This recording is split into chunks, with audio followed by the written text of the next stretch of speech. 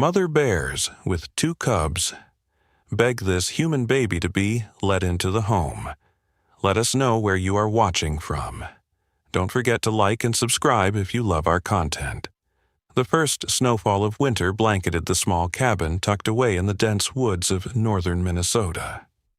Inside, Emma Walsh cradled her 3-month-old daughter Lily against her chest, humming softly as the baby drifted off to sleep.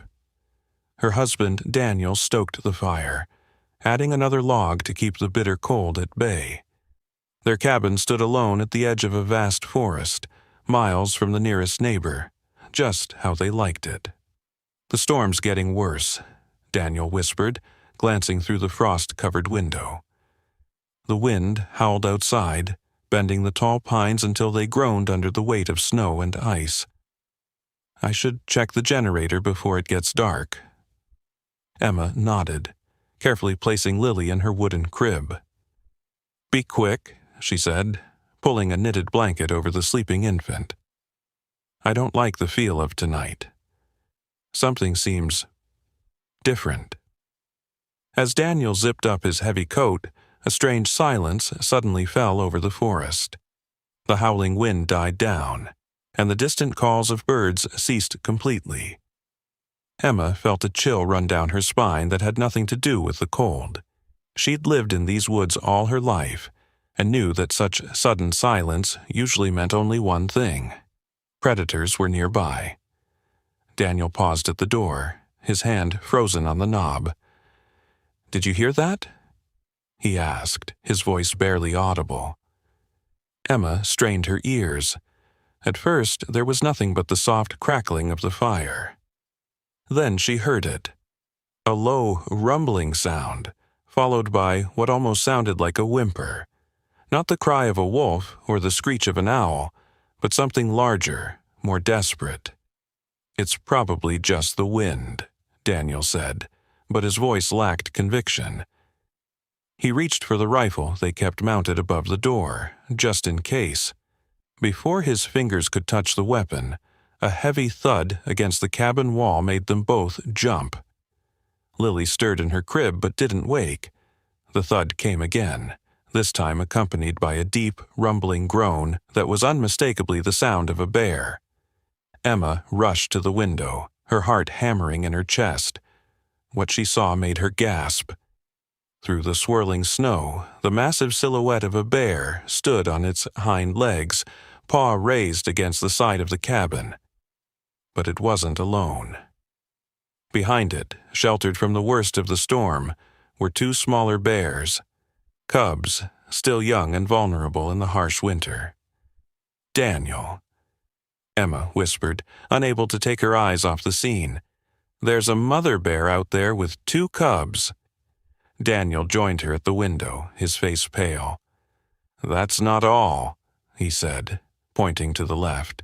"There's another one." Emma shifted her gaze and felt her stomach drop.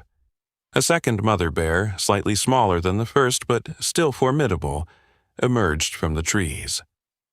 She too had a cub following close behind, limping noticeably on its front paw. As they watched in stunned silence, the larger bear lowered herself to all fours and approached the cabin's front door. She didn't scratch or growl or show any signs of aggression. Instead, she simply sat down in the snow, her cubs huddled against her for warmth, and stared directly at the door, almost as if she were waiting to be invited in. The smaller bear joined her, guiding her injured cub to sit beside the others. Together, they formed a strange, patient gathering on the doorstep of the isolated cabin. "What do they want?" Emma whispered, clutching Daniel's arm. Before he could answer, Lily woke with a startled cry. The sound carried through the cabin and out into the snowy night. At the sound of the human baby's cries, something remarkable happened. The larger mother bear tilted her head, her ears perking up. Then, as Emma and Daniel watched in disbelief, she let out a soft, almost gentle moan, a sound that eerily mirrored the cries of their daughter. It was in that moment that Emma understood. These weren't just random bears seeking shelter from the storm. Somehow, they had come here deliberately, drawn by something more powerful than hunger or threat. They had come with a purpose. "Daniel," Emma said softly, her eyes never leaving the bears. "I think they need our help." Daniel gripped the edge of the window frame, his knuckles turning white. "Emma, they're wild animals. Bears. Do you understand what you're saying?" Emma moved away from the window, checking on Lily, who continued to fuss in her crib. The baby's cries grew louder, and outside, the larger mother bear made that strange moaning sound again. "Listen to that," Emma whispered. "She's responding to Lily. I've never heard of bears behaving this way." Daniel ran his fingers through his hair, a habit when he was stressed. "That doesn't make them any less dangerous. They could kill us all in seconds." Emma picked up Lily, cradling her close. The baby's cries softened as she felt her mother's warmth. "Look at them again, Daniel. Really look. They're not acting aggressive. They're waiting." Daniel reluctantly returned to the window. The snow fell heavier now, almost obscuring their view, but the bears remained, their dark forms stark against the white landscape. The injured cub whimpered, trying to put weight on its hurt paw only to quickly lift it again. The smaller mother bear gently nudged it back down, licking the wounded limb. "The little one is hurt," Emma said, joining Daniel at the window with Lily in her arms. "And look how thin they all are. Bears should be hibernating by now, not wandering in a snowstorm." "Something must have disturbed their den," Daniel reasoned, his voice softening slightly. "Maybe the storm damaged it, or hunters." A sharp crack echoed through the forest, the sound of a distant gunshot. The bears flinched but didn't run. Instead, they huddled closer together, the mothers positioning themselves protectively around their cubs. "Hunters," Daniel confirmed grimly. "Out of season 2. Emma felt a surge of anger. Hunting season had ended weeks ago. Anyone shooting at bears now, especially mothers with cubs, was breaking the law. She looked down at Lily, then back at the bear family seeking shelter at their doorstep. "We can't just leave them out there," she said firmly. Daniel stared at her incredulously. "What exactly are you suggesting? That we invite 4 bears into our home? With our baby?" Emma shook her head. "No, not into the house, but the storage shed. It's insulated, empty except for tools. They could shelter there until the storm passes." "Emma, this is crazy. We don't know why they're here or what they might do." Another gunshot rang out, closer this time. The larger mother bear rose to her feet, facing the direction of the sound. She let out a low, warning growl, then turned back to the cabin. What happened next left both Emma and Daniel speechless. The bear approached the door again, but this time she gently pushed one of her cubs forward with her nose. The cub stumbled through the snow until it was pressed against the cabin door. Then the bear did something that defied everything they knew about wild animals. She bowed her head, almost as if in supplication, and looked directly at the window where Emma stood with Lily. "She's begging," Emma whispered, her voice filled with wonder. "Daniel, she's asking us to help her babies." Daniel was silent for a long moment. Then he sighed deeply. "The shed has a separate entrance from the back. I could lead them around, open the door, and let them in without getting too close."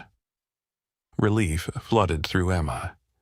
"Thank you," she said, touching his arm gently. "But you and Lily stay inside with the doors locked," he insisted. "If anything goes wrong, anything at all, you call the ranger station and get out through the back." Emma nodded, though something deep inside told her she had nothing to fear from these bears. As Daniel prepared to go outside, strapping on a headlamp and pulling on his thickest gloves, She returned to the window.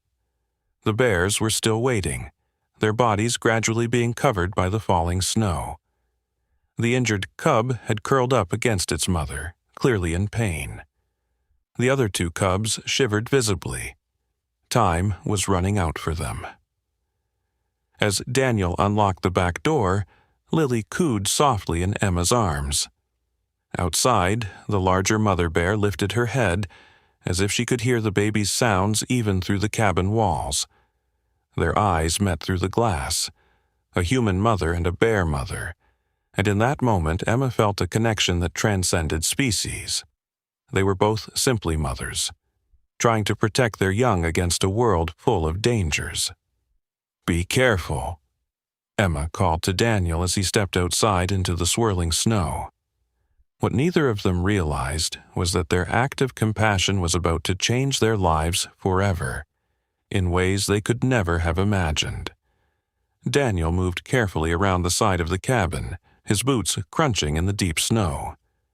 The wind had picked up again, biting at his exposed face. He kept one hand on the wall for guidance as he made his way toward the front where the bears waited. When he rounded the corner, he froze. Reading about bears was one thing. Seeing them from the safety of a window was another. But standing less than 20 feet from two full-grown mother bears and their cubs sent a primal fear through his body. Every instinct screamed at him to run back inside. The larger bear noticed him immediately. She rose slightly, nostrils flaring as she caught his scent. Her dark eyes, intelligent and wary, locked onto his. Daniel held his breath. One wrong move could trigger a defensive attack. "Easy," he whispered, though whether to himself or the bear, he wasn't sure. "I'm here to help." To his amazement, the bear lowered herself back down. The second, smaller bear remained huddled protectively over her injured cub, watching Daniel with equal intensity. Daniel took a slow step forward, then another. He pointed toward the back of the property. "This way," he said, knowing they couldn't understand his words but hoping his gestures might communicate his intentions. The larger bear tilted her head, then looked back at her cubs. After what seemed like an eternity, she nudged them gently with her nose, urging them to stand. The injured cub struggled to its feet, whimpering softly. "Come on," Daniel encouraged, taking another cautious step toward the shed. "It's not far." To his astonishment, the bears began to follow him. Not charging, not threatening, but walking slowly through the snow, the mothers keeping their cubs between them as they moved. Daniel led them around the cabin, constantly glancing back to make sure they were still following and not getting too close. Inside the cabin, Emma watched through the kitchen window. Lily clutched tightly to her chest. Her heart pounded as she saw her husband leading 4 bears through their backyard as casually as if they were dogs. It was surreal, impossible, yet it was happening. Daniel reached the shed and fumbled with the keys, his fingers stiff from cold. The bears stopped several yards away, waiting. He finally got the door open and stepped aside, gesturing toward the entrance. The larger bear approached first, cautiously sniffing the air. She poked her head inside the shed, examining the space. After a moment she entered, her cubs following closely. The smaller bear hesitated, seemingly torn between fear of the human structure and concern for her injured young one. "It's okay," Daniel said softly. "You're safe here." As if understanding his words, the bear finally entered the shed with her limping cub. Once they were all inside, Daniel closed the door partway, leaving it open just enough that they wouldn't feel trapped, but closed enough to provide shelter from the storm. He hurried back to the cabin, half expecting to hear the sounds of the shed being torn apart. Instead, there was only silence except for the howling wind. "They went in?" Emma asked incredulously as he stamped the snow from his boots. Daniel nodded, still not quite believing it himself. "Like they knew exactly what I was offering." Emma set Lily down in her bassinet and began gathering supplies: old blankets, a container of water, and some dried berries they'd collected in the fall. "They must be hungry and thirsty," she explained, seeing Daniel's questioning look. "Emma, you're not going out there," he said firmly. "We can't just leave them like that. The little one is hurt." She held up a small first aid kit. "I've treated injured animals before." Daniel knew that tone. Before they'd moved to the cabin, Emma had worked as a wildlife rehabilitation specialist. She'd handled injured foxes, eagles, even a young wolf once. But bears were different. "These aren't raccoons or deer," he reminded her. "They're apex predators." Emma placed her hand on his arm. "They're mothers, Daniel, just like me. They need help, or they wouldn't be here." Before he could argue further, another series of gunshots echoed through the forest, much closer now. Lily, startled at the noise, beginning to cry. Emma picked her up, soothing her gently. "Those hunters are getting closer," Daniel said grimly. "If they find bears on our property—" Emma's face hardened. "Then we need to protect them." This time, Daniel didn't object when Emma bundled up and prepared a bag of supplies. He simply grabbed his rifle, not to use against the bears, but to warn off any hunters who might come too close. Together, they made their way to the shed, Emma carrying Lily strapped to her chest under her coat. The baby had settled, seemingly lulled by the gentle sway of her mother's walk. Daniel opened the shed door slowly. Inside, the bears had arranged themselves in the corner furthest from the door. The mothers sat alert, watching the entrance, while the cubs huddled between them for warmth. The injured cub licked at its paw, its small face contorted in pain. "Stay behind me," Daniel whispered, entering first. The larger bear made a low sound in her throat, not quite a growl, but a warning. Daniel stopped, holding up his empty hands to show he meant no harm. Emma peered around him, her breath catching at the sight of the massive animals up close.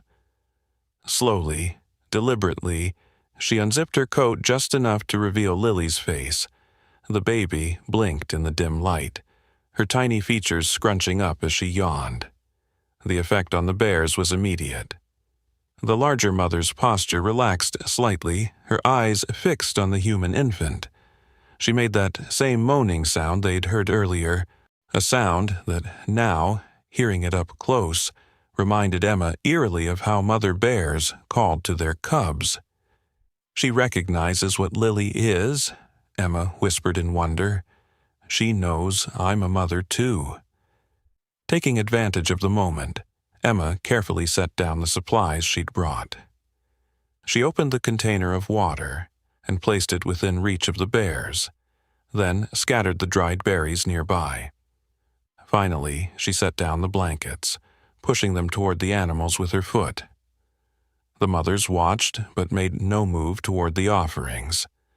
The injured cub whimpered again, drawing Emma's attention. "I need to look at that paw," she said to Daniel. He shook his head. "That's pushing our luck too far." But Emma was already taking a step forward, moving slowly, her eyes on the smaller mother bear. "It's okay," she said softly. "I just want to help." The bear shifted uneasily, but didn't growl or show signs of aggression. Encouraged, Emma took another careful step, then another, until she was close enough to see the injured cub clearly. What she saw made her heart ache. The cub's paw was swollen and bloody, with what looked like a metal trap fragment embedded in the flesh. Anger flashed through her. Not only were these hunters shooting out of season, they were using illegal traps. "She escaped from a trap," Emma told Daniel, her voice tight with emotion. "That's why they're not hibernating. That's why they came to us. They're being hunted." As if confirming her words, the smaller mother bear gently pushed her injured cub forward toward Emma. It was the same gesture the other bear had made at the cabin door, an unmistakable plea for help. Emma looked into the bear's dark eyes and saw something that changed her forever. Intelligence, desperation, and trust. This wild creature was consciously placing her baby's life in human hands. "I need the first aid kit," Emma said quietly to Daniel, "and I need you to hold Lily." Daniel hesitated only briefly before carefully taking their daughter from Emma's chest carrier. The larger mother bear watched the exchange intently, but remained calm. With steady hands born from years of working with wild animals, Emma began to treat the injured cub. The little one whimpered and tried to pull away, but its mother gently held it in place with one massive paw, a cooperation that defied everything Emma knew about wild bear behavior. As Emma worked to remove the trap fragment and clean the wound, she felt the weight of all 4 bears' gazes upon her. But instead of fear, she felt only a profound connection, a bridge forming between 2 worlds that rarely met in peace. Outside, the storm raged on, and somewhere in the darkness, hunters moved through the trees. But inside the small shed, an extraordinary moment of trust unfolded between species that had been enemies since time immemorial. None of them could know then how this unusual encounter would ripple outward, changing not just their lives, but the understanding of an entire community about the complex emotional lives of the creatures with whom they shared the forest. The trap fragment came free with a sickening pop, causing the bear cub to let out a high-pitched cry. Emma quickly pressed a clean cloth against the wound to stop the bleeding, murmuring soothing words as she worked. The cub's mother tensed but didn't interfere, seeming to understand that the pain was necessary for healing. "Almost done, little one," Emma whispered, applying antibiotic ointment before wrapping the paw in a light bandage. "This will help." Daniel stood near the door, cradling Lily while keeping watch through the crack. The baby had fallen asleep despite the tense situation, her tiny face peaceful against her father's chest. "Emma," he said suddenly, his voice dropping to a whisper. "There are flashlights moving through the trees." Emma secured the bandage and moved back from the cub, watching as its mother immediately pulled it close, inspecting Emma's work with surprising thoroughness. The larger bear rose to her feet, her attention focused on the door. A low rumble built in her chest. "The hunters," Emma said, quickly gathering her supplies. "They must be tracking the bears." Daniel passed Lily back to Emma and checked his rifle. "Stay here. I'll go talk to them." "Daniel, I'm just going to tell them this is private property and they need to move on." He gave her a reassuring smile that didn't reach his eyes. "It'll be fine." Before Emma could protest further, he slipped out of the shed, closing the door behind him. Through the small window, she could see him striding through the snow toward the approaching lights, rifle held casually but visibly at his side. Inside the shed, the atmosphere had changed. The bears were alert, the mothers standing protectively over their cubs. The larger one paced restlessly, her eyes never leaving the door. "It's okay," Emma said, though she wasn't sure if she was reassuring the bears or herself. Lily stirred against her chest, sensing her mother's tension. Outside, she could hear Daniel's voice, though not his words. Then other voices, rough, argumentative. The flashlight beams swung wildly, illuminating the snowy yard in strobing patterns. "This is private property." Daniel's voice came clearly now, firmer than before.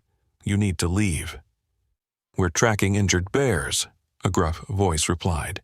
"Dangerous animals. Got a right to protect the community." "Not on my land, you don't," Daniel countered. "And bear season ended months ago." There was a tense silence, broken by a different voice, slurred and hostile. "Saw bear tracks leading right to your place. You hiding something?" Emma's heart pounded. She looked at the bears, who were now perfectly still, listening. The injured cub had stopped whimpering, as if it too understood the need for silence. "The only thing on my property is my wife and infant daughter," Daniel said coldly, "and I don't appreciate armed men trespassing near them in the middle of the night." The confrontation continued, voices rising. Emma clutched Lily tighter, praying that Daniel could convince the hunters to leave. The shed suddenly felt very small and very vulnerable. A sharp crack split the night, not a gunshot, but the sound of a punch landing. Emma gasped as she heard the scuffle, the shouts. Through the window she could see shadowy figures grappling in the snow. The bears reacted instantly. The larger mother charged toward the door, only to be blocked by Emma's body. "No!" Emma whispered fiercely. "You'll make it worse." Remarkably, the bear stopped, her massive body trembling with tension. Their eyes met again, human to bear, and Emma saw the same protective instinct that she herself felt blazing in those dark orbs. "Trust me," she said softly. Outside, the fight had stopped. Emma could see Daniel now, standing over one of the hunters who was sprawled in the snow. The other two men had backed away, their postures uncertain. "Get off my property," Daniel said, his voice carrying clearly through the cold air. "Now, or the next call I make won't be to ask nicely." The fallen hunter scrambled to his feet, snatching up his dropped rifle. For a terrible moment, Emma thought he might turn it on Daniel. Instead, he spat into the snow and backed away. "This ain't over," he growled. "Those bears are killers. When they maul someone, it'll be on you." "Those bears were nowhere near my property," Daniel lied smoothly. "You're tracking shadows." The hunters retreated, their flashlights bobbing through the trees until they disappeared from sight. Only then did Daniel return to the shed, his face grim, a cut above his eye slowly dripping blood into the snow. "Are you hurt?" Emma asked as he stepped inside. "Just a scratch." He touched his brow, seeming surprised at the blood on his fingers. "They're gone for now, but they might come back with more people."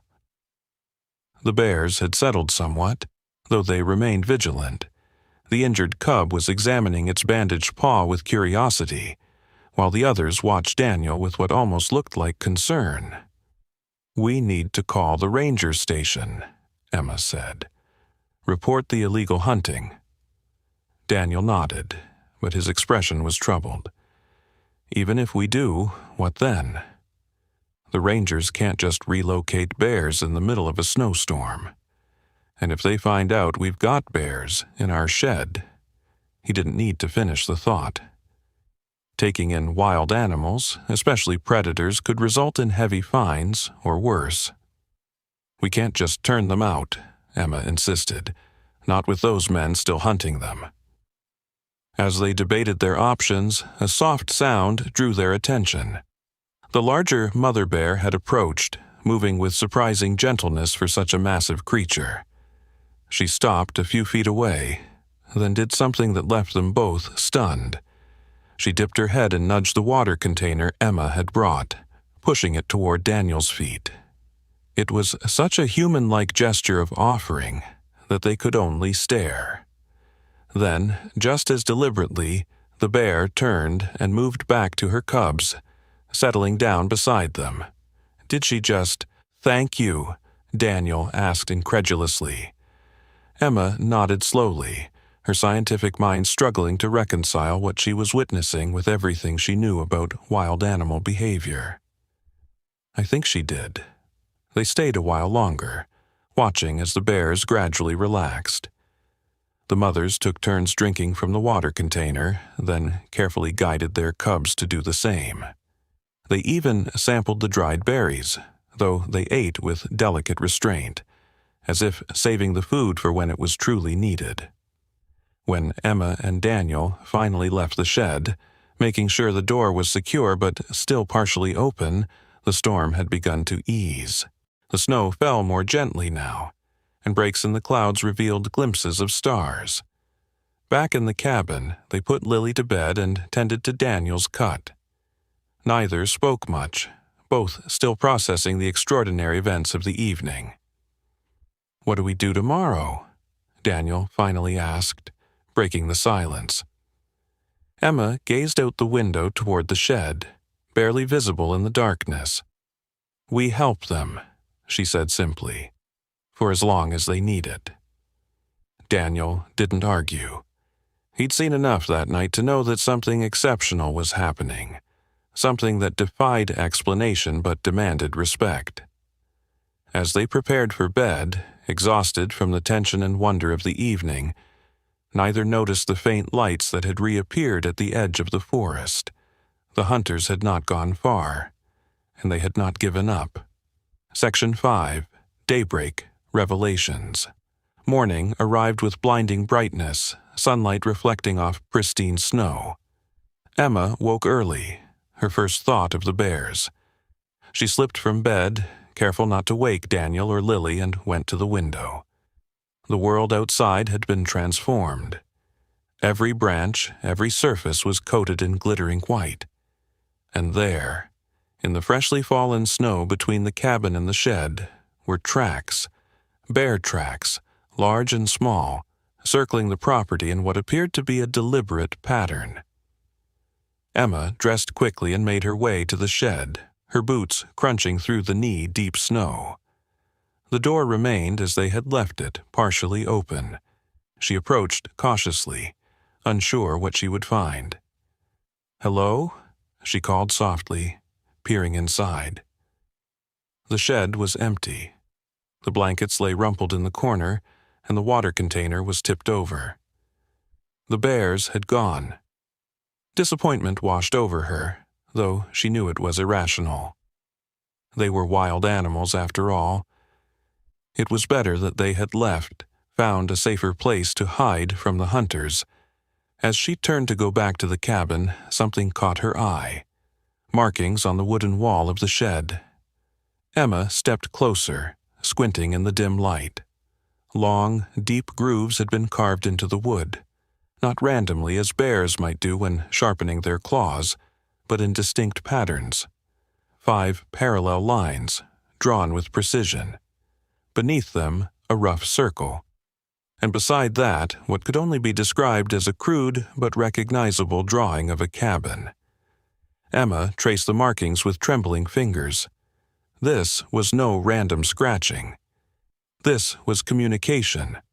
Deliberate. Intentional. "Daniel!" she called, her voice carrying across the snowy yard. "Daniel, come see this." He appeared at the cabin door, Lily bundled in his arms. "What is it? Are they gone?" "Yes, but you need to see what they left." Daniel joined her in the shed, his expression changing from curiosity to disbelief as he examined the markings. "Is that?" "A map," Emma confirmed. "I think it's showing 5 lines, maybe a landmark, a road or creek. Then the circle, which could be some kind of area, and the cabin, which is us." "You think bears drew a map?" Daniel's tone was skeptical, but his eyes never left the markings. "I don't know how else to explain it." Emma ran her hand over the grooves again. "This isn't random, Daniel. They're trying to tell us something." They studied the crude map together, trying to make sense of it. The 5 parallel lines could indeed represent a road. The old logging road that ran about 3 miles east of their property crossed a stream in 5 places. "If that's the logging road," Daniel said slowly, "and this circle is some area near it. There's an old quarry out that way," Emma remembered. "It was abandoned years ago. Deep pits, caves formed in the rock faces. A perfect place for a den," Daniel finished her thought. They looked at each other, the same realization dawning in both their eyes. The bears hadn't just been seeking temporary shelter from a storm or hunters. They had come specifically to their cabin, to people who might help them. And now they were showing them where they lived. Why would they do that? Daniel wondered aloud. Why lead us to their den?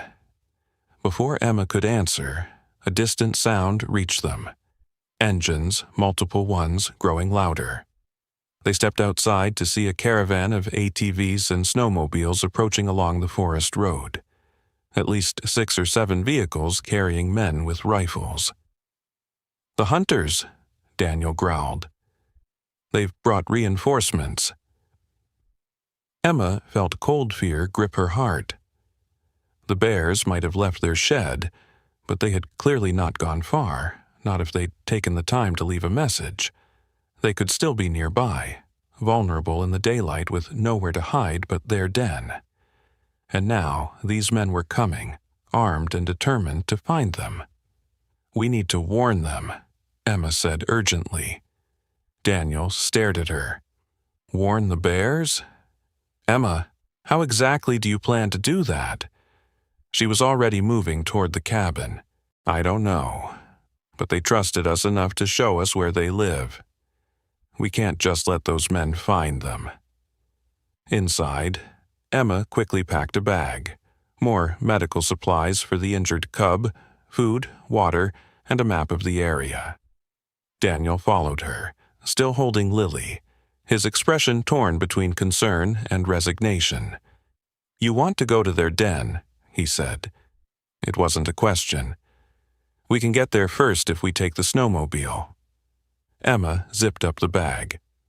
"We can lead the bears somewhere safer before the hunters find them. Or we could call the rangers now, report the illegal hunting, and let them handle it. By the time the rangers get here, it could be too late." Emma took Lily from his arms, kissing her soft cheek. "I'm not asking you to understand, Daniel, but I have to try." He watched her for a long moment, then sighed deeply. "We'll take Lily to Sarah's," he decided, referring to their closest neighbor 5 miles down the road. "Then we'll go to the quarry together." Relief flooded through Emma. She hadn't wanted to say it, but she'd been prepared to go alone if necessary. "Thank you." They bundled Lily into her warmest clothes, packed her diaper bag, and secured her in her car seat. As Daniel prepared the truck, Emma took one last look at the markings in the shed. 5 lines, a circle, a cabin. A message from one mother to another. "We're coming," she whispered to the empty shed. "Hold on."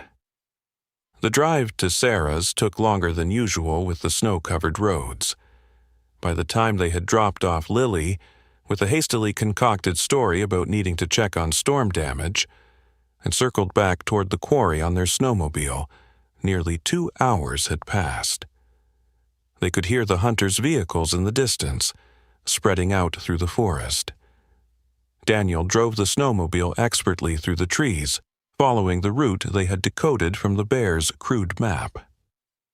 Emma clung to his back, scanning the forest for any sign of their ursine friends. The old quarry came into view, a massive gash in the earth, its steep sides covered in snow, dotted with dark openings of small caves and crevices. Daniel cut the engine some distance away, and they continued on foot, moving as quietly as possible. "There," Emma whispered, pointing to fresh tracks in the snow near the quarry's edge. "They're here." They followed the tracks carefully, alert for any sign of the hunters. The trail led them to a large opening at the base of the quarry wall, partially hidden by fallen rocks and thick brush. Bear tracks led inside. Daniel looked at Emma, his expression clearly saying this was madness, but he didn't try to stop her as she approached the cave entrance. "Hello?" she called softly into the darkness. "We're here to help." For a long, tense moment there was only silence. Then, from the depths of the cave, came a familiar rumbling sound. The larger mother bear emerged slowly from the shadows, her dark eyes fixed on the humans. Behind her, her cubs peeked out cautiously. "The hunters are coming," Emma said, not sure if the bear could understand her words, but trusting she would sense the urgency. "You need to leave." The bear tilted her head, her nostrils flaring as she caught their scent. Recognition flickered in her eyes. She turned back toward the cave and made a soft chuffing sound. To Emma and Daniel's amazement, the smaller mother bear appeared, her injured cub limping beside her, the bandage still wrapped around its paw. But they weren't alone. Behind them came more bears, 3 more adult females, each with cubs of their own. A total of 5 mother bears with their young. 5 lines, Daniel whispered in awe. 5 mother bears. The pieces fell into place with stunning clarity. The bears at their cabin hadn't just been seeking help for themselves. They had been scouts, representatives sent to find assistance for their entire extended family. A family that was being systematically hunted out of season, pursued even as they tried to hibernate. The sound of engines grew louder. They didn't have much time. "We need to move them," Emma said urgently. "There's an old nature preserve about 6 miles north. No hunting allowed, rangers patrol it regularly." Daniel nodded, but his eyes never left the assembled bears. "And how do we explain to the rangers why we're leading a parade of bears through the forest?" Emma had no answer for that. She simply approached the larger bear, the one who seemed to be the leader, and pointed north. "This way," she said clearly. "Safety." Whether it was coincidence or understanding, the bear turned in the direction Emma had pointed, sniffed the air, and then looked back at her companions. One by one, the mother bears gathered their cubs, nudging the little ones into a tight formation. The injured cub struggled to keep up, its bandaged paw still tender, but its mother patiently supported it, allowing the small creature to lean against her massive frame for stability. "They're listening to us," Emma whispered, astonishment evident in her voice. "Daniel, they actually understand." Daniel watched the scene unfold with disbelief etched across his features.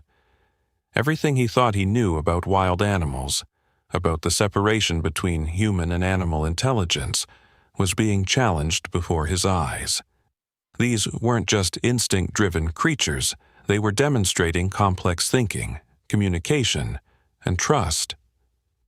"The engines are getting closer," he said, forcing himself back to the immediate danger. "We need to move now."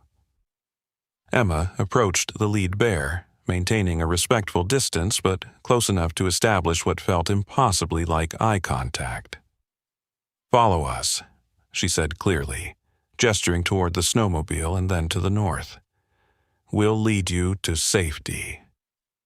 The bear blinked slowly, her dark eyes reflecting intelligence that science had never fully acknowledged in her kind. She made a low, rumbling sound that rippled through the group, and the bears began to move as one unit, the mothers protectively flanking their cubs. Daniel started the snowmobile, keeping the engine at its lowest setting to minimize noise. "We'll need to move slowly enough for them to follow, but fast enough to stay ahead of the hunters," he called to Emma as she climbed on behind him. They set off through the snow-laden forest, following game trails and natural clearings where the bears could move more easily. Every few minutes, Daniel would pause and look back, half expecting the bears to have vanished into the wilderness. But each time, the remarkable procession remained. 5 mother bears and their cubs, moving with purpose and trust behind the humans who had become their unlikely allies. The journey was arduous. The snow was deep, and the injured cub frequently needed to rest. During these pauses, Emma would check on its bandage, sometimes applying more antibiotic ointment or adjusting the wrapping. The mother bears watched closely, but showed no aggression, only what Emma could only describe as gratitude in their expressive eyes. "We're about halfway there," Daniel said during one such stop, consulting his map. "But the hunters are spreading out. Listen." Emma strained her ears. The sound of engines came from multiple directions now, ahead and behind, east and west. The hunters had split up, creating a net that was slowly closing around them. "They're trying to surround the quarry," she realized. "They must have found the den." One of the younger mother bears grew agitated, pacing in circles and making distressed sounds. Her cubs huddled together, sensing their mother's anxiety. The lead bear, the one who had first come to their cabin, approached the distressed mother. What happened next left both humans speechless. The larger bear pressed her head against the younger one's in what could only be described as a comforting gesture. The younger bear calmed almost immediately, nuzzling her cubs before rejoining the group. "They're not just cooperating," Emma said softly. "They're supporting each other, like a community." Daniel's expression was thoughtful. "Maybe that's exactly what they are. Not just random bears who happen to share territory, but an actual social group." The implications of this observation were profound, challenging decades of scientific understanding about bear behavior. But there was no time to dwell on it. The hunters were getting closer. They continued their journey, changing direction several times to avoid the approaching vehicles. The forest grew denser, the trees closing in around them, providing better cover but making progress more difficult. "There's a river ahead," Daniel said, pointing to a line of willows that marked the waterway. "If we can cross it, the preserve is just beyond. The hunters won't follow us there, not with the rangers patrolling." The sound of rushing water reached them as they approached the riverbank. Winter had not yet frozen it completely. Dark water surged between ice-crusted edges, the current swift and dangerous. Daniel surveyed the scene with growing concern. "It's too wide and fast for the snowmobile. We'll have to find another way around." But time was running out. The hunters' vehicles were drawing nearer, the sound of their engines echoing through the trees. One particularly loud engine roared close behind them. Too close. Emma scanned the river desperately, looking for any possible crossing. About 50 yards downstream, a fallen tree stretched partway across the water. It wouldn't reach all the way, but it might provide a starting point. "There," she pointed. "If we can use that log to get partway across." The lead bear had already spotted it. "No trick," Daniel said, joining Emma. "Those bears came to our cabin during the storm. They showed us their injured cub. They drew us a map to find the others. They're not just animals, they're intelligent beings asking for help." The bearded hunter spat into the snow. "That's crazy talk. Bears can't draw maps." "Then how do you explain what you're seeing?" Emma demanded, gesturing at her phone. "Look at the photos. Look at them there." She pointed across the river. "They're watching us right now, understanding everything that's happening." As if on cue, the lead bear rose onto her hind legs, her full height impressive even at a distance. She made a deep, rumbling sound that carried across the water. Not a threat, but almost like speech. Several of the hunters took involuntary steps backward. "Jesus," whispered one. "It's like she's talking to us." "She is," Emma said firmly. "She's telling you to leave them alone." The standoff continued for several tense moments. Then a new sound cut through the forest. Sirens, growing louder by the second. "Rangers," Daniel said, relief evident in his voice. "I called them before we left the quarry." The bearded hunter cursed and signaled to his companions. "Let's go. We don't need this trouble." As they turned their vehicles to leave, Emma called after them. "The hunting season is over. If I see you near these bears again, I'll make sure you're prosecuted." The hunters disappeared back into the forest. the sound of their engines fading quickly. Across the river, the bears remained watchful, the mothers gathering their cubs close, ready to flee if necessary. The ranger vehicles pulled up minutes later, 2 heavy-duty trucks with official Forest Service markings. 4 rangers emerged, armed but with their weapons holstered. "Mr. and Mrs. Walsh?" the lead ranger asked, approaching Daniel and Emma. "We got your call about illegal hunters." Daniel nodded. "They just left. They were hunting these bears." He gestured across the river. The rangers turned, finally noticing the assembled bears on the far bank. Their reactions were immediate. Hands moved to weapons, bodies tensed. "Hold on," Emma said quickly. "They're not dangerous, they're just trying to reach the nature preserve." The lead ranger, a woman in her 40s with weathered features, looked skeptical. "Ma'am, those are wild bears. They're always dangerous." "Not these ones," Emma insisted. She quickly explained the extraordinary events of the past 24 hours. The bears coming to their cabin, the injured cub, the map, the journey to the preserve.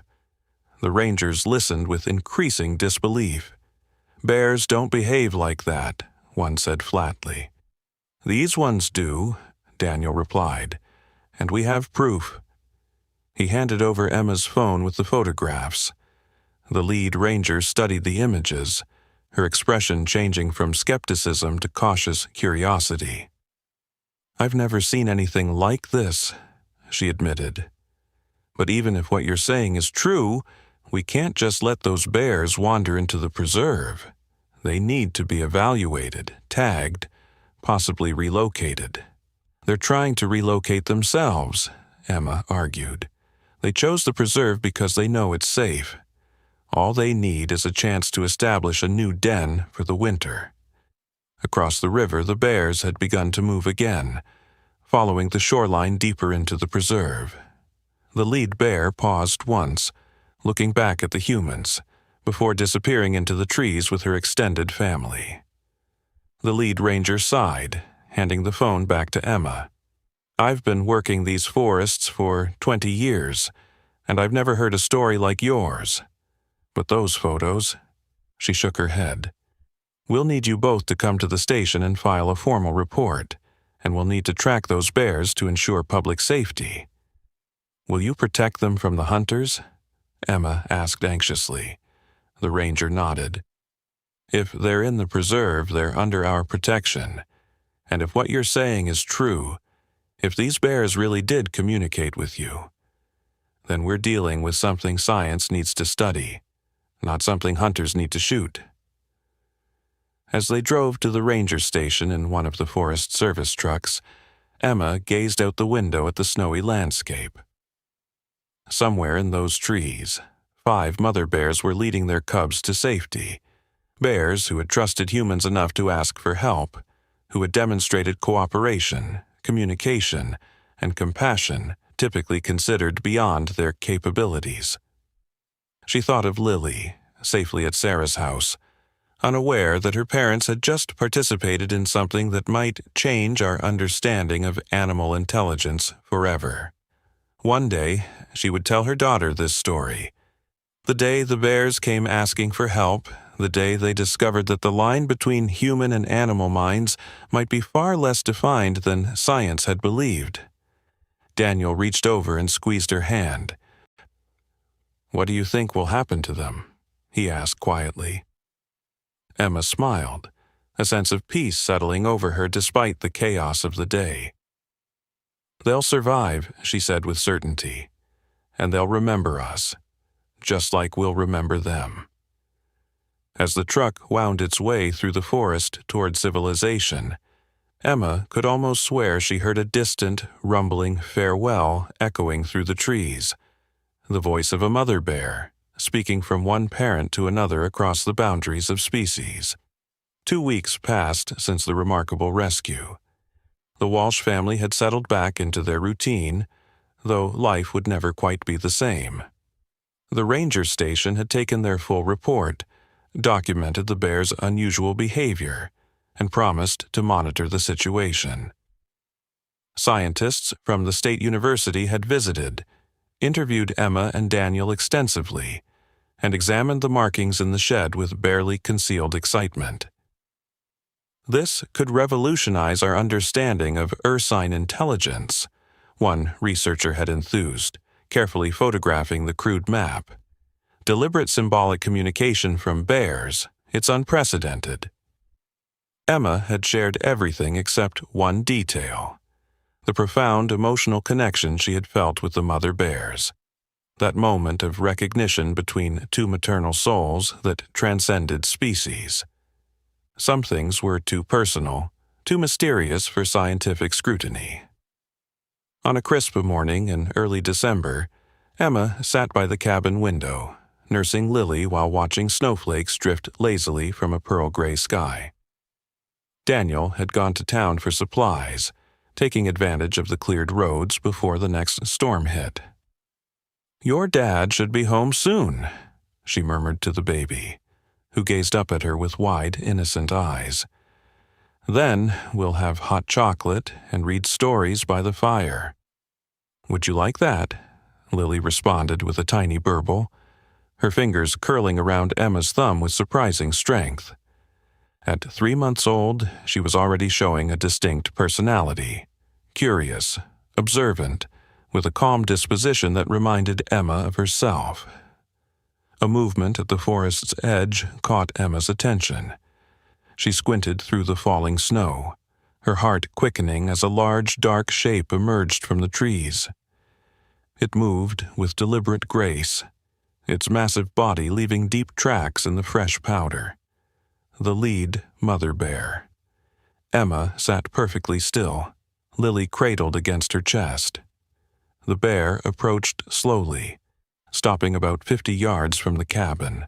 She rose onto her hind legs, her full height impressive against the white landscape, and seemed to look directly at the window where Emma sat. For a long moment, they regarded each other across the distance.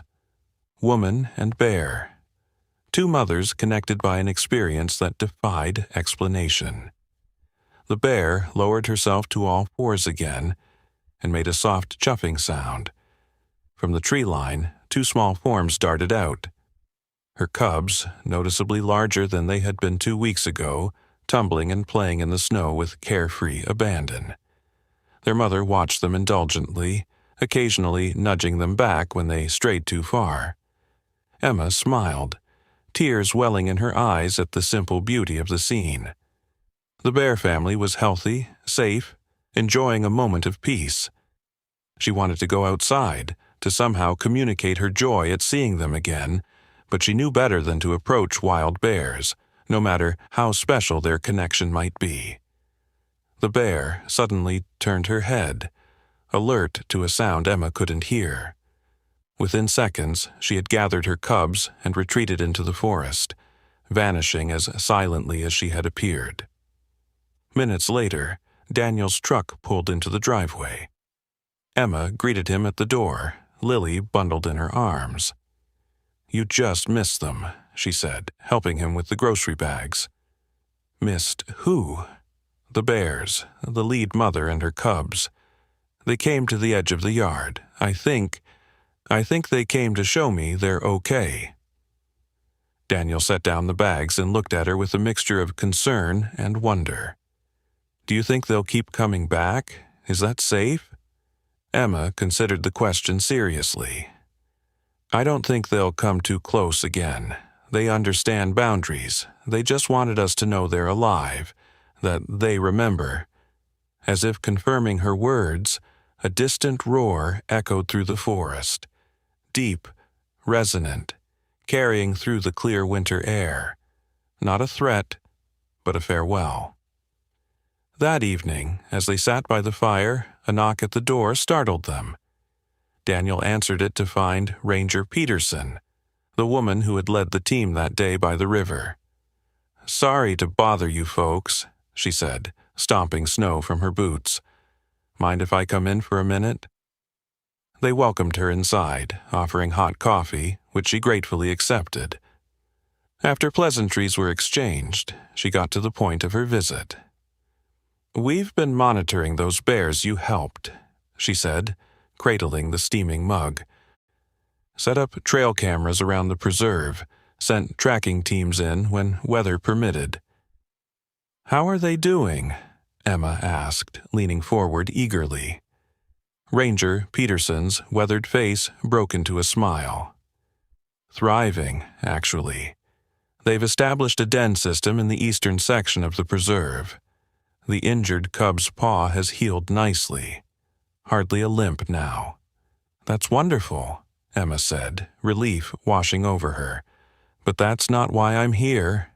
The ranger set down her mug and pulled out a tablet.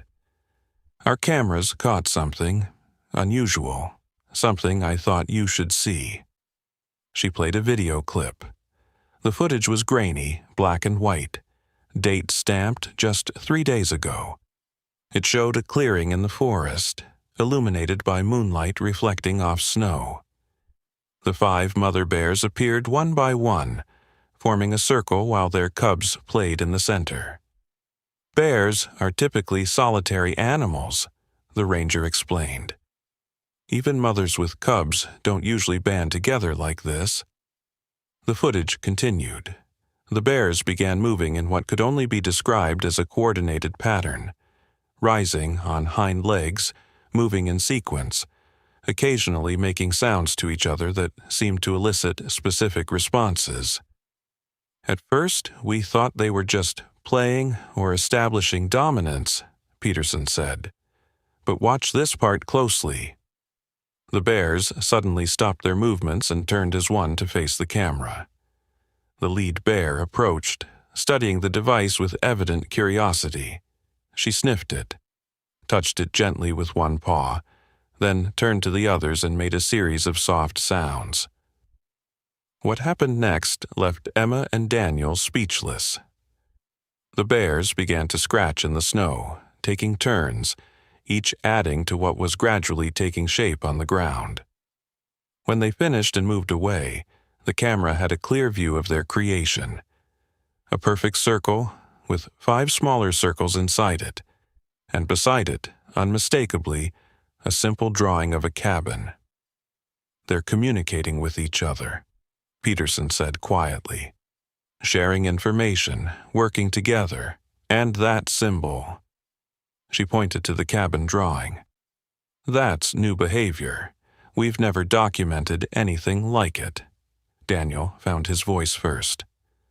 "What does this mean? For the bears? For science?" The ranger shook her head. "I don't know.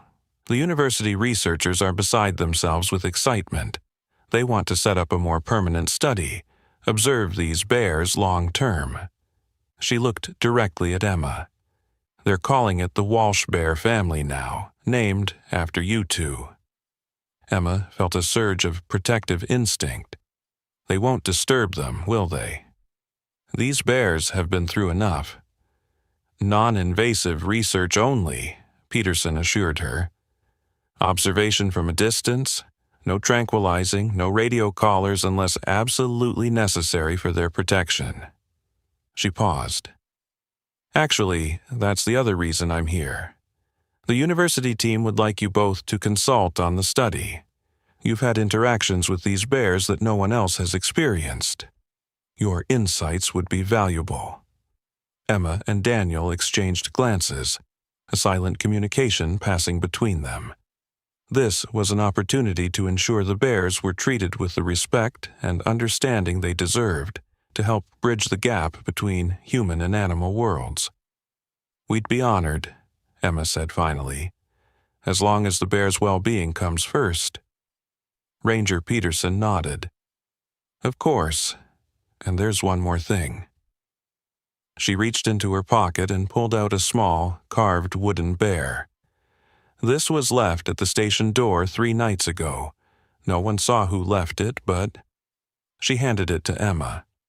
The carving was exquisite, detailed far beyond what a casual whittler might produce. It depicted a mother bear standing protectively over a cub. Turned over, its base revealed 5 small notches arranged in a circle, and beside them, a tiny cabin etched with painstaking precision. "The same symbols," Daniel whispered, examining the carving. Peterson nodded. "There's a small community of Native Americans about 20 miles from the preserve. They've had stories about the bears in these forests for generations. Stories about bears with human-like intelligence. Bears who could communicate with people who showed them respect and compassion." "You think they left this?" Emma asked, running her finger over the smooth wood.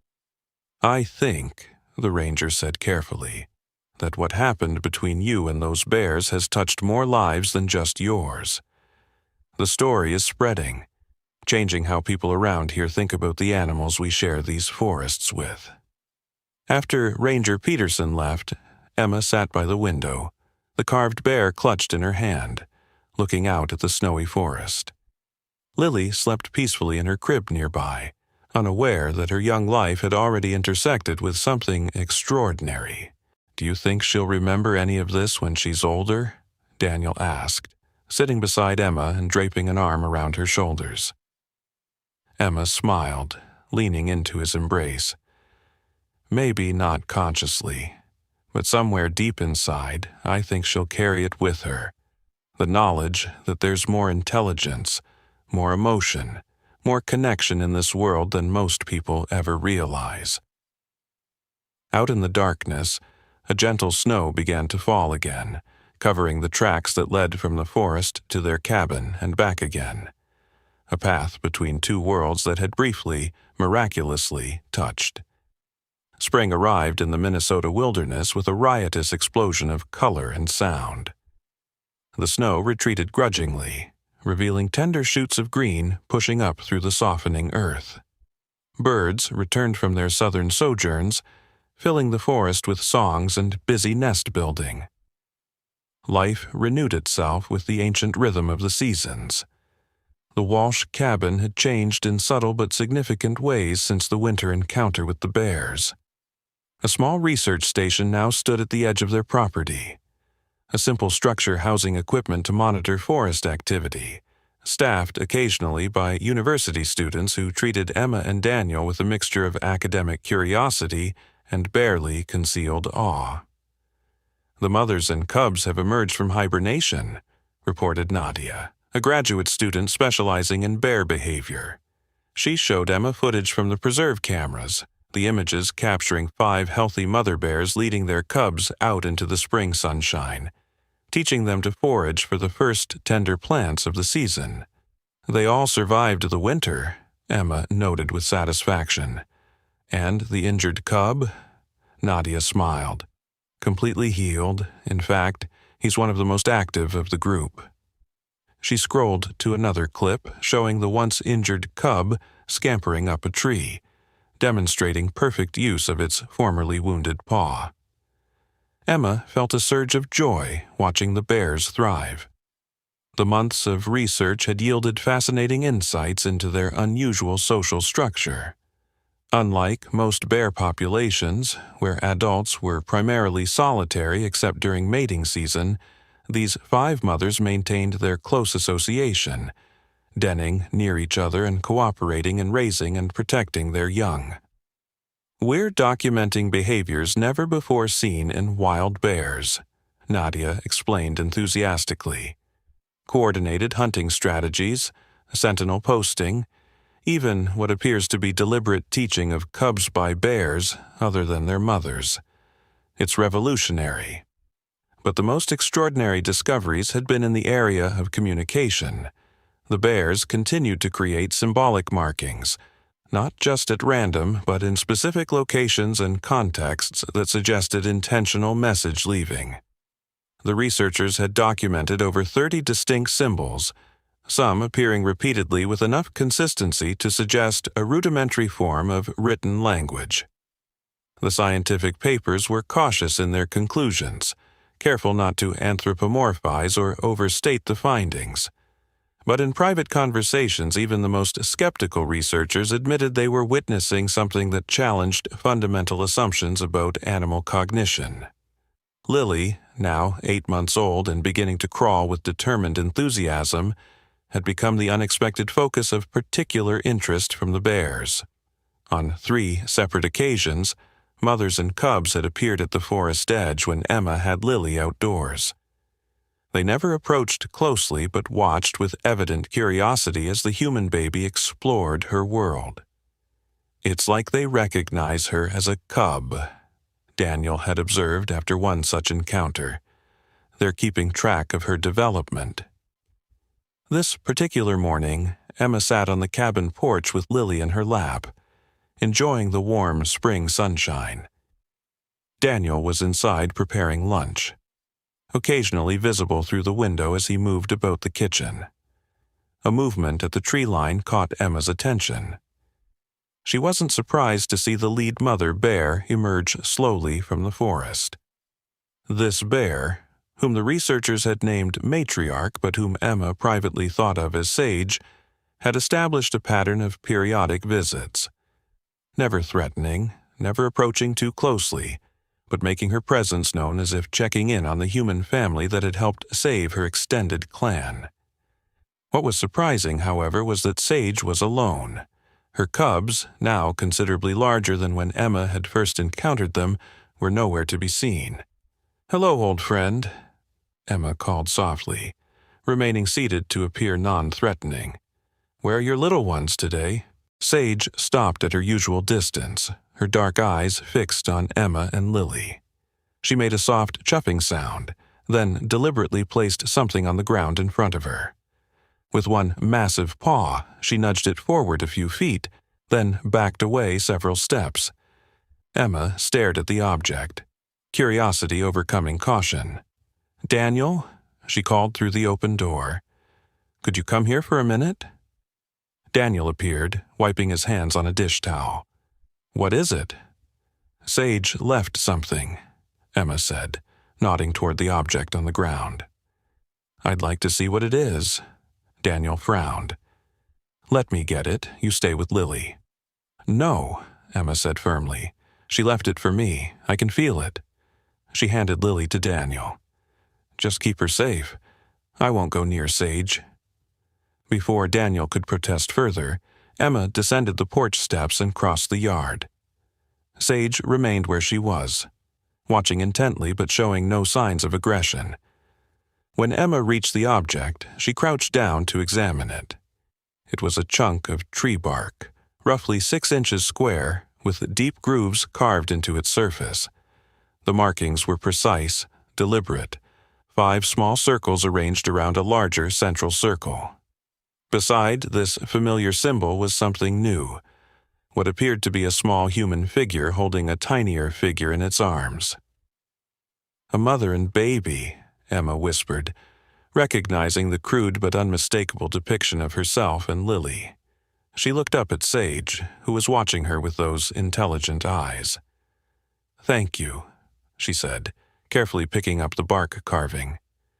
"It's beautiful." The bear made a soft sound in her throat, then turned and lumbered back toward the forest. At the edge of the trees, she paused and looked back once, as if ensuring Emma had received her gift before disappearing into the shadows. Emma returned to the porch, the bark clutched carefully in her hands. "What is it?" Daniel asked, bouncing Lily gently as the baby reached for the interesting new object. "A message," Emma said, showing him the carving. I think she's telling us that we're part of their family circle now." Daniel studied the markings, his expression thoughtful. "The researchers need to see this." "They will," Emma agreed. "But first, I want to understand it myself." Over the following weeks, the bark carving became the centerpiece of intense scientific interest. Researchers compared it to other symbols the bears had created, analyzing the consistencies and patterns. The university team expanded, adding linguists and anthropologists to the original group of wildlife biologists. "The implications are staggering," Dr. Eleanor Wright, the lead scientist, explained during a team meeting at the research station. "We're not just seeing tool use or problem solving. We're seeing abstract symbolic thinking. The ability to represent ideas outside of immediate physical reality is a cognitive leap previously thought unique to humans. News of the discovery spread, at first within academic circles, then to wildlife conservation organizations, and finally to the broader public. Journalists began to appear at the edge of the Walsh property, hoping for a glimpse of the talking bears, as sensationalist headlines had dubbed them. "This is getting out of hand," Daniel said one evening, closing the curtains against the telephoto lenses aimed at their home. "They're treating it like a sideshow." Emma nodded, concern creasing her brow. "And it's disturbing the bears. Sage hasn't come to the edge of the forest in over a week." The ranger station had increased patrols around the preserve, protecting the bears from the growing human interest. But the situation was becoming increasingly tense. Some locals welcomed the attention and tourism dollars. Others resented the disruption of their quiet rural life. A small but vocal group, including some of the hunters Emma and Daniel had confronted during the winter, spread rumors that the bears were dangerous, that the research was fraudulent, that the Walshes were perpetrating a hoax. "We need to do something," Emma said, watching Lily sleep peacefully in her crib, unaware of the controversy swirling around their family. "The bears trusted us. We can't let this harm them." Daniel was quiet for a long moment, then said, "Maybe we should consider Dr. Wright's offer." The university had proposed establishing a formal research center, a properly funded, permanently staffed facility that would allow for long-term study while protecting the bears' habitat. The plan included designating a larger area around the preserve as a special conservation zone, with restrictions on hunting and development. "It would mean more changes," Emma said carefully. "More people, more attention. But also more protection," Daniel pointed out. "And it would put the research on a legitimate footing, not this media circus we have now." Emma walked to the window and gazed out at the darkened forest. Somewhere out there, 5 mother bears were caring for their cubs, teaching them the unique culture and communication that had developed within their unusual family group. Teaching them, perhaps, about the humans who had helped them survive the winter and now studied their ways with growing understanding. "Let's do it," she decided, "but with conditions. We want oversight on how the research is conducted. The bears' welfare comes first, always." The following morning, they called Dr. Wright to accept the proposal, laying out their terms for proceeding. By afternoon, plans were in motion, university administrators and wildlife officials moving with surprising speed to secure the necessary approvals and funding. 3 days later, Emma was in the yard with Lily, showing the increasingly mobile baby how to identify different wildflowers, when a familiar figure emerged from the trees. Sage approached, stopping at her usual distance. Behind her, to Emma's surprise, came the 4 other mother bears, each with their cubs in tow. The entire extended family stood at the forest edge, watching the human mother and child with evident interest. "Daniel," Emma called softly, "bring the camera, slowly." Daniel appeared with the camera the researchers had left for documenting bear visits. He began recording, his movements deliberate and non-threatening. What happened next would later be described in scientific journals, documentary films, and eventually history books as the moment that irrevocably changed humanity's understanding of animal intelligence. Sage, the lead mother, stepped forward and deliberately began to scratch in the soft earth. Each of the other mother bears then took turns, approaching one by one to add to the markings while their cubs watched attentively.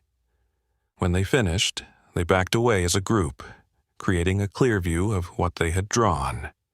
It was a map, unmistakably, undeniably a map, showing the forests, the preserve, the Walsh cabin, and the rivers that bordered their territory. But this map included new elements, a large circle encompassing the entire area, with smaller symbols throughout that corresponded to the bears' favored foraging grounds, water sources, and denning sites. "They're showing us their home." It was a map, unmistakably, undeniably a map, showing the forests, the preserve, the Walsh cabin, and the rivers that bordered their territory. But this map included new elements: a large circle encompassing the entire area, with smaller symbols throughout that corresponded to the bears' favored foraging grounds, water sources, and denning sites. "They're showing us their home," Emma whispered, awe evident in her voice, "their entire territory." Daniel continued filming, his hands steady despite his racing heart. There's no precedent for this, Emma. No wild animal has ever voluntarily mapped their territory for humans before." As they watched in stunned silence, Sage approached the drawing once more. With deliberate movements, she added a new symbol at the edge of the map, a crude representation of what appeared to be a building larger than the cabin. "I think," Emma said slowly, "she's acknowledging the research center, showing that they understand what's happening." The implications were staggering. Not only were these bears communicating through symbolic markings, but they were demonstrating awareness of human activities and plans that affected their territory. They were participating in the relationship being formed between species. Sage looked up from her drawing and made direct eye contact with Emma. There was something in that gaze, a depth, an intelligence, an emotional presence that transcended every scientific understanding of animal consciousness. It wasn't just intelligence Emma saw in those dark eyes, it was wisdom. The moment was interrupted by the sound of vehicles approaching, the research team arriving for their daily observations. The bears retreated swiftly but calmly, disappearing into the forest with practiced efficiency. Dr. Wright was the first to reach the yard, her eyes widening as she took in the elaborate drawing in the dirt. "Is that a map?" Emma confirmed. They made it together, all 5 mothers taking turns. "And look," she pointed to the symbol Sage had added last, "we think that represents the research center. They know what we're planning." The scientist crouched by the drawing, her experienced eyes analyzing every detail with growing excitement. "This changes everything," she murmured. "Absolutely everything." The Northwoods Bear Research Center opened officially 6 months later, a sprawling but tastefully designed facility that blended with the natural environment. Solar panels gleamed subtly on carefully angled roofs, capturing energy while remaining visually unobtrusive. The buildings were constructed using sustainable materials, with elevated walkways connecting structures to minimize disruption to the forest floor. Emma stood on the observation deck, Lily perched on her hip, watching as officials cut the ceremonial ribbon. The 9-month-old baby babbled excitedly, pointing at the colorful flags decorating the entrance.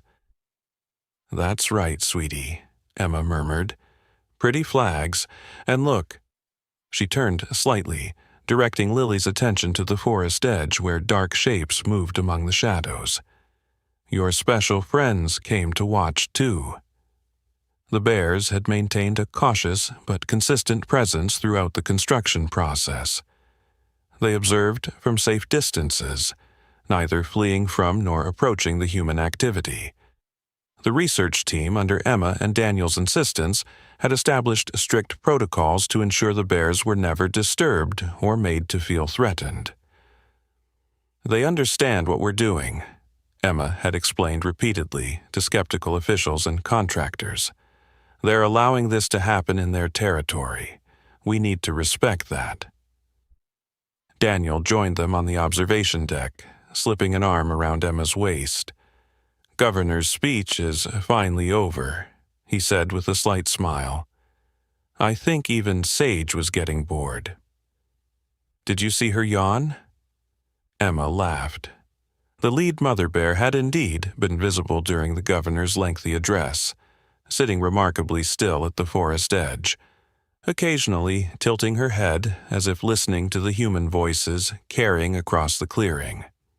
She was probably wondering why humans need so many words to say such simple things, Emma suggested. Their light moment was interrupted by Dr. Wright approaching with a tall, distinguished man in a well-tailored suit whom Emma recognized as the university president. "Mrs. Walsh," the president said, extending his hand, "I wanted to personally thank you and your husband for making all this possible. Your insights and conditions for this project have ensured we're approaching this research with the proper respect and ethical considerations." Emma shook his hand. "Thank you, but we're not the ones who made this possible." She nodded toward the forest. "They did. They chose to communicate. They chose to trust." The president followed her gaze, his expression revealing genuine wonder as he spotted several bears observing the ceremony from the tree line. "Remarkable," he murmured. "Truly remarkable." A flurry of activity near the main building signaled the beginning of the official tour. Government officials, major donors, and media representatives gathered, ready to view the state-of-the-art research facilities. "Shall we join them?" Dr. Wright asked. "The governor specifically requested you both be part of the tour." Daniel shook his head. "I think we'll stay here a while longer. This is a good moment for simple observation." The scientist nodded understandingly and led the university president away, leaving the Walsh family alone on the observation deck. Emma settled into one of the comfortable chairs designed for long-term wildlife watching. Lily squirmed in her lap, her curious eyes drawn to the movement at the forest edge where the bears continued their patient observation. "Do you think they understand what today means?" Daniel asked, taking the seat beside her. Emma considered the question, watching as Sage guided her cubs, now nearly adolescents, in a semicircle along the tree line, positioning them to better observe the human gathering. "I think they understand more than we can imagine," she replied softly.